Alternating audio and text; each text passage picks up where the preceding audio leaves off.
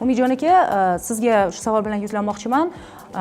Aytyapmizki, bugungi kunda haqiqatan ham autizm sindromi bilan juda ko'p farzandlar dunyoga kelyapti. Bu o'zi nasliy kasallikmi yoki buni avvaldan bir aniqlasa bo'ladimi ona homilador vaqtida yoki yo'qmi?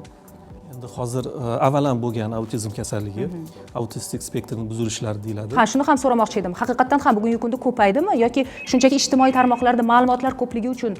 Endi har ikkalasi ham bo'lishi mumkin, chunki hozir mana gadjetlar, telefon, yuqori texnologiyalar bolalarda chalg'ituvchi nimalar ko'payib ketganligi uchun hozirgi kunda belgilarni yoqqonroq namoyon bo'lishiga ham olib keladi, lekin bu avvaldan bor narsa. Dieta qilish yoki ovqatlanishni sabab qilib ko'rsatish yoki vaksinadan keyin autizm bo'lib qoldi degan gaplar bular o'zini tasdig'ini topmagan. Topmagan. Yo'q. Demak, vaksinani hech qanday asosan 1,5 yoshlarga borganda ushbu belgilar yoqqon namoyon bo'lib, ota-onaga tekshiruvga olib kelishga majbur qiladi.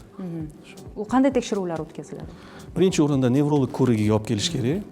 Nevrolog shu kasallikka klinik tomondan shikoyatlarga qarab diagnoz qo'ygandan so'ng, agar ota-onalarda imkoniyati bo'lsa, vest tekshiruv bor, ana shu genetik tekshiruvga yo'naltiriladi. Shaxsda yana tasdiqlashga yordam beradi.